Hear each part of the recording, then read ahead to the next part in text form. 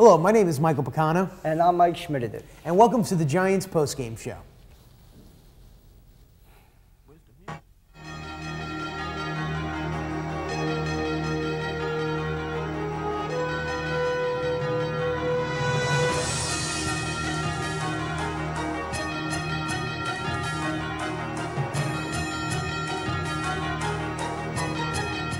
Welcome, and in a little bit we're going to be checking in with our very own Hall of Fame wide receiver Silverstein. But for right now, let's take a look at week number 11. We have the 7-3 G-Men hosting the 5-4 Minnesota Vikings. Chester Taylor in for that young rookie from Oklahoma, Adrian Peterson. What you got here? Well, I got a quarterback that got a big arm, Tavares Jackson, with a 69-yard touchdown pass to Sidney Uncle Ben's Rice. That's home cooking. 7-0 Vikings. Then Eli Manning's pass was intercepted by Darren Sharper for a 20-yard touchdown run. Wish he had that one back. Peyton Manning looking on to baby brother Eli. 27-10 Vikings over the Giants. Yet again, a Manning pass intercepted by Dwight Smith. Where's he from? William and Mary. Where's he from? William and Mary. And can he go all the way? Shaper goes in for the touchdown, 34-10. Now, in the fourth quarter, Manning backed up again, and what do you know? He gets picked off yet again. Throws another pick to Chad Greenway from Iowa Hawkeyes. Where? Iowa Hawkeyes. Final score, Minnesota 40, Giants 17. You know, the big story in this game is the poor play of Eli Manning. It was just sad. It was really, I mean, he started out so good this season, and he just seems to be falling apart. Yeah, you know, his career has been pretty typical of that. You know, a good start, and then second half of the season, just whatever it has, you know, he just falls off his game, and you know, maybe he's trying to live up to that name on the jersey a little too much. No, it's truly a shame that whenever you read about him, all you read is that, you know, he's not as good as his big brother. Well, there's not many quarterbacks in the history of the game that are as good as Peyton Manning. Big shadow to fill, and you know, as long as he's in the league, he's going to have to try and shake that. And I don't think he's going to be able to do it. You know, he is a good quarterback, but he might not be a great one. I agree. And we should also mention that the Giants hold the 5th spot in the wild card race. That's right. As of right now, if the season ended, they would be in the playoffs. There you go. There's our graphic. Video. I think we're going to kick it over. Just having some slight technical difficulties. Kick it over to our black man in the field, Silverstein. Thank you guys for having me.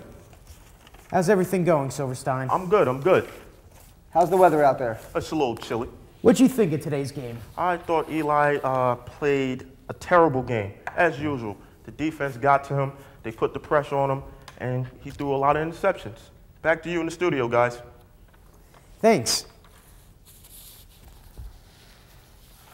Didn't go to the tape. I guess that wraps it for the Giants post-game show. I'm Michael Picano. And I'm Michael Schmidt. We'll see you next week when the New York Giants go to the Windy City of Chicago to face the Bears. Same time, same channel. So long, everybody. Schmidt out.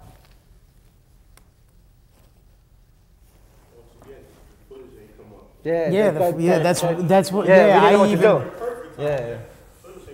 Because you were supposed to send it to the tape, but when it went to the tape, it wasn't there. Yeah, that got me all tripped. I'm like, That's all right. They still didn't pull together. Yeah. Pull together. Lean on me when you're not strong.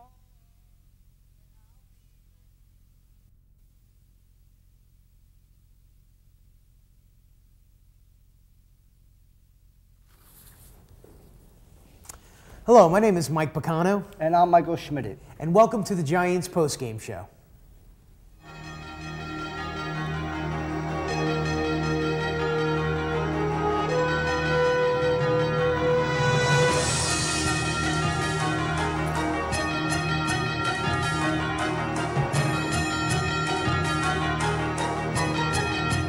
A little bit later, we'll be checking in with our very own Hall of Fame wide receiver, Patrick Sliverstein. But for right now, let's take a look at week number 11. We have the 7-3 G-Men hosting the 4-5 Minnesota Vikings. What an incredible game it was. Chester Taylor in for that young rookie from Oklahoma, Adrian Peterson. What you got here? Well, I got a quarterback that got a big arm, Tavares Jackson, with the 69-yard touchdown pass to Sidney Uncle Ben's Rice. That's home cooking. 7-0 Vikings. Then Eli Manning's pass was intercepted by Darren Sharper, who took it for a 20-yard touchdown. Look at him go. Peyton Manning looking on to baby brother Eli. 27-10 Vikings over the Giants. Yet again, a Manning pass intercepted, this time by Dwight Smith. Where's he from? William and Mary. Where's he from? William and Mary. And can he go all the way? Shaper goes in for the touchdown, 34-10.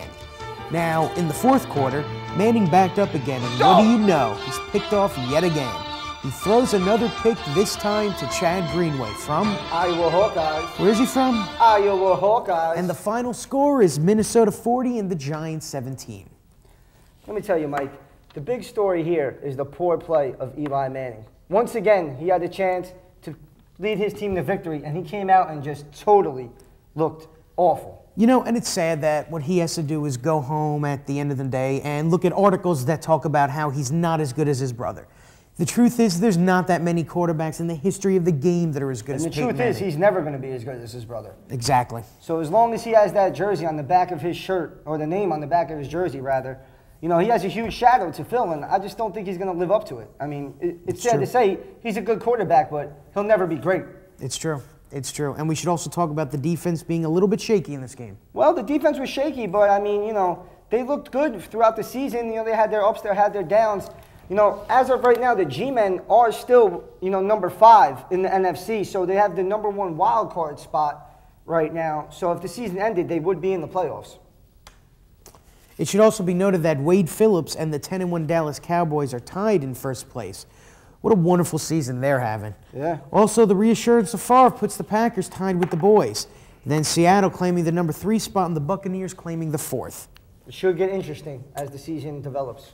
You think it's time we should throw it over to Patrick? Let's throw it over to our man in the field, Silverstein.